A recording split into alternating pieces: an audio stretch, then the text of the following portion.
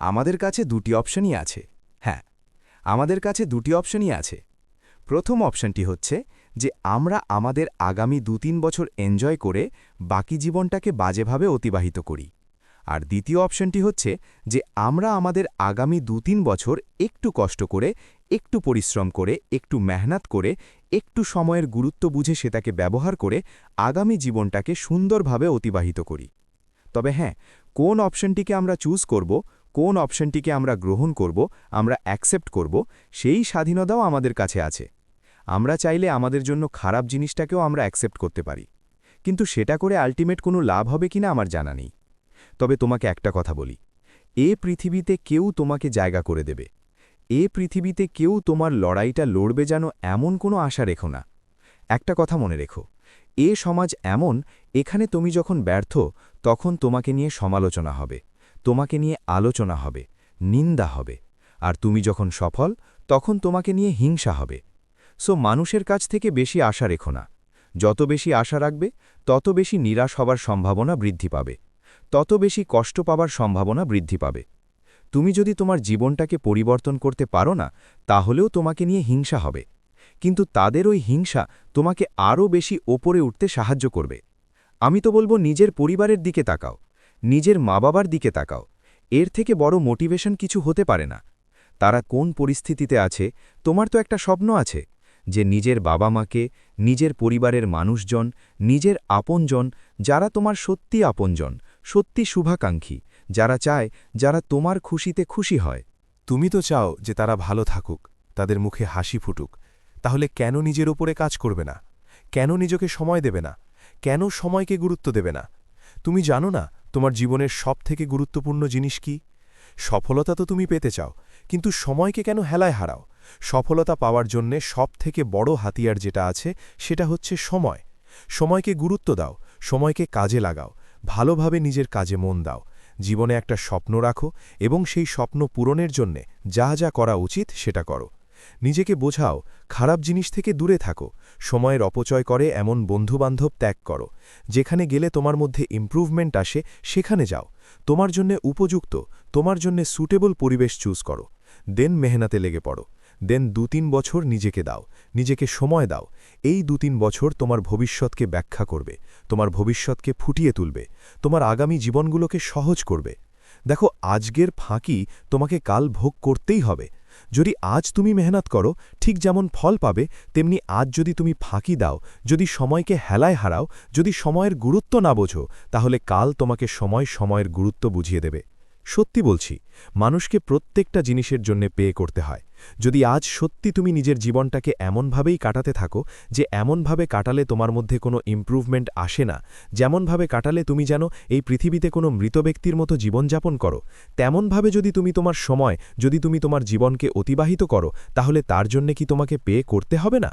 অবশ্যই পে করতে হবে, এবং এতটা ক্ষতির সম্মুখীন হতে হবে যেটা তুমি কল্পনাও করতে পারবে না। পরিবারের দিকে তাকাও, নিজের বর্তমান সিচুয়েশনের দিকে তাকাও, দেখো যে মানুষ তোমাকে কতটা গুরুত্ব দিচ্ছে। তুমি জানো মানুষ আমাদেরকে কেন গুরুত্ব দেয় না? কারণ আমরা আমাদের জায়গাটা তৈরি করতে পারি না। মানুষ গুরুত্ব দেবে, সত্যি বলছি, যখন তোমার জীবন বদলাবে, যখন তোমার পকেটে টাকা আসতে শুরু করবে না, তখন তোমার কথা, তখন তোমার আচরণ, তখন তোমার ব্যবহার মানুষের কাছে মূল্যবান হতে শুরু করবে। তখন তোমার কথাগুলোকে মানুষ মূল্যবান ভাবতে শুরু করবে। আজ যেমন মানুষ তোমাকে ক্যাজুয়ালি নিচ্ছে, কাল তেমনটা নেবে না।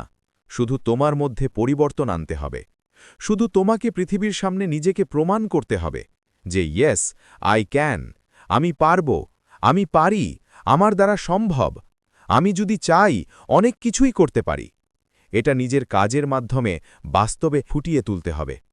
তুমি কি জানো না যে মানুষ দেখতে পছন্দ করে? আজ তুমি যেটা বলবে, কাল সেটা মানুষ এক কান দিয়ে শুনে আরেক কান দিয়ে ভার করে দেবে। কিন্তু তুমি যদি দেখাও, মানুষ দেখবে। হিংসা করুক না, হিংসা করে কোনো ক্ষতি করতে পারবে না। কারণ হিংসুক মানুষদেরকে স্বয়ং ওপরওয়ালাও পছন্দ করেন না। হিংসা করে কেউ কখনো তোমার কোনো ক্ষতি করতে পারবে না।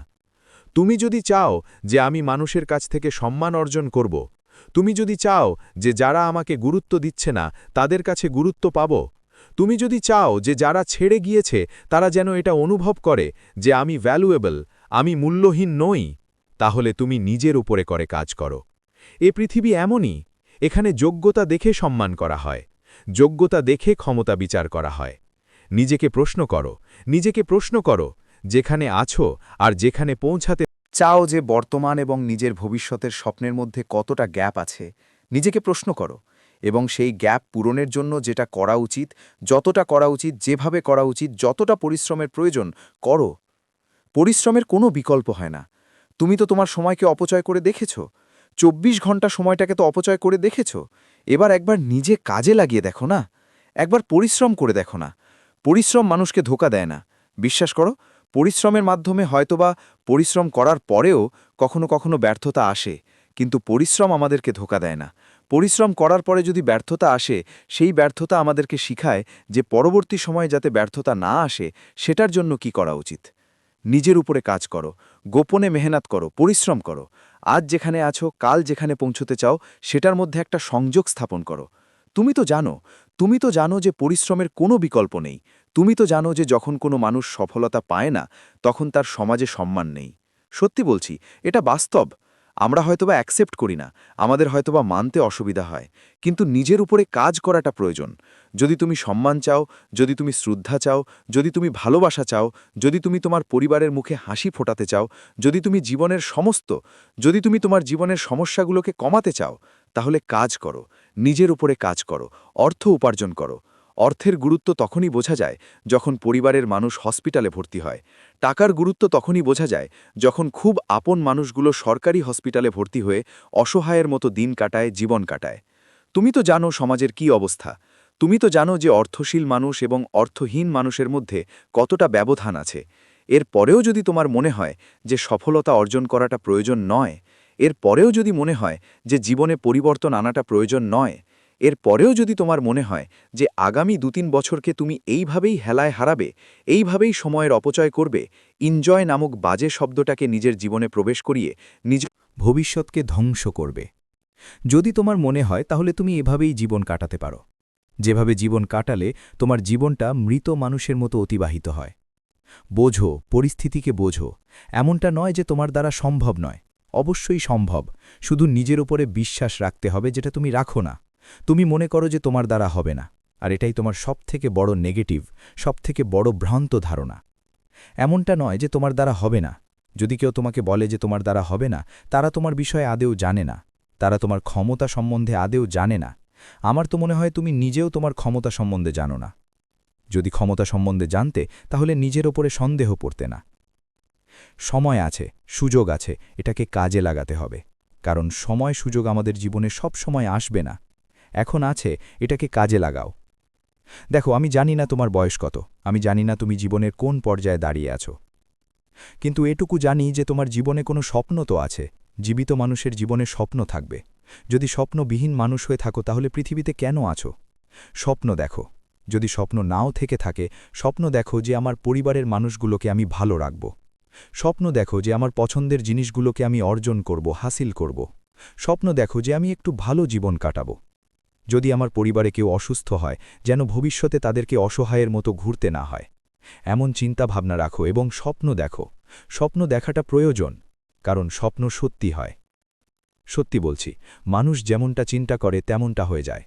শুধু বিশ্বাস রাখতে হবে, কারণ খারাপ সময় তো আসবে। জীবনের যাত্রা যত বড় হবে, স্বপ্ন যত বড় হবে, তত বেশি খারাপ সময়ের মুখোমুখিও তোমাকে হতে হবে, এবং সেটার জন্য নিজেকে প্রস্তুত রাখতে হবে। তুমি কি নিজেকে প্রস্তুত করছো বা করেছো? করো। যদি নাই করে থাকো, তাহলে করো, আর মেহনত করো। মেহনত করো, পরিশ্রম করো। পরিশ্রম তোমাকে কখনোই ধোঁকা দেবে না।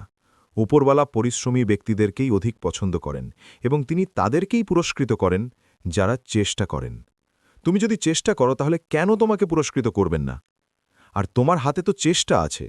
আমি বলছি না যে তোমার হাতে রেজাল্ট আছে, আমি বলছি না যে তোমার হাতে সবকিছু নির্ভর করছে, কিন্তু বেশিরভাগটাই তোমার হাতে নির্ভর করছে। তুমি ভাগ্যের দোহাই দিয়ে হাত গুটিয়ে বসে থাকতে পারো, তবে একবার নিজেকে প্রশ্ন করে দেখো তো, তুমি কি ভাগ্য সম্বন্ধে আদৌ অবগত? তুমি কি জানো তোমার ভাগ্যে কি আছে? তাহলে কেন সন্দেহ করো? কেন বলো যে ভাগ্যে যেটা আছে সেটাই হবে? আমি চেষ্টা করে কি করব এত মেহনত করে কি করব মেহনত করাটা প্রয়োজন যখন পৃথিবীর সফল ব্যক্তিগুলো তোমাকে বলে যে মেহনতের কোনো বিকল্প নেই যখন পৃথিবীর সফল ব্যক্তিগুলো তোমাকে 14 থেকে 16 ঘন্টা মেহনত করার কথা বলে তখন তুমি কেন করবে না আমি জানি না তুমি জীবনের কোন পর্যায়ে আছো তুমি স্টুডেন্ট হতে পারো তুমি জব করছো এমনটা হতে পারে কিন্তু সেটার পরেও যে অবশিষ্ট সময় আছে সেটাকেও কাজে লাগানো সম্ভব আর যারা এমনটা করছে তাদের জীবনে কি পরিবর্তন আসছে না অবশ্যই আসছে কারণ মেহনত করলে রেজাল্ট আসবে পরিশ্রম করলে রেজাল্ট আসবে কারণ পরিশ্রমী ব্যক্তিদের সঙ্গে ভাগ্য থাকে তুমি ভাগ্যের উপরে ছেড়ে দিয়ে হাত গুটিয়ে বসে থাকতে পারতে আমরা ভাগ্যের উপরে ছেড়ে দিয়ে হাত গুটিয়ে বসে থাকতে পারতাম তবে যদি আমরা আমাদের ভাগ্য সম্বন্ধে জানতাম আবারও বলছি পরিশ্রম করতে হবে আগামী 2-3 বছর যদি আমরা আমাদের তরফ থেকে চেষ্টা করি পরিশ্রম করি মেহনত করি তাহলে তার ফল আমরা পাব আর যদি সত্যি এমনভাবেই জীবন অতিবাহিত করি যেমনভাবে জীবন অতিবাহিত করলে আমাদের জীবনে ভালো কিছু ঘটবে না যদি সত্যি তেমনভাবে জীবন অতিবাহিত করি তাহলে একটা সময় পরে আমাদেরকে আফসোস করতে হবে আফসোস করতে হবে এটা বাস্তবে এটা সত্য বিশ্বাস করো যে জীবন তোমার কাছে বিরক্তিকর মনে হচ্ছে সেই জীবন তোমার কাছে সুন্দর মনে হবে যে ভবিষ্যৎ তোমার কাছে অন্ধকার মনে হচ্ছে সেই ভবিষ্যৎ তোমার কাছে উজ্জ্বল মনে হবে যেখানে তোমার জীবন তোমার কাছে বোরিং লাগছে সেই বোরিং জীবনকে তুমি এনজয় করতে শুরু করবে শুধু তুমি তোমার আগামী 3-4 বছর বা 2-3 বছর নিজেকে দিতে শুরু করো তুমি তোমার আগামী 2-3 বছর মেহনতে বিশ্বাস করো ভাগ্যকে ছেড়ে দাও ভাগ্যকে ভুলে যাও পরিশ্রমী ব্যক্তিদেরকে নিরাশ হতে হয় না এটা মন মস্তিষ্কে ঢুকিয়ে নাও প্রবেশ করিয়ে নাও এটাই হবে আর এটাই হয়ে থাকে কেন এটা বোঝো না কেন এটা বোঝো না যে সময়ের থেকে বড় কোনো সম্পদ হয় না কেন এটা বোঝো না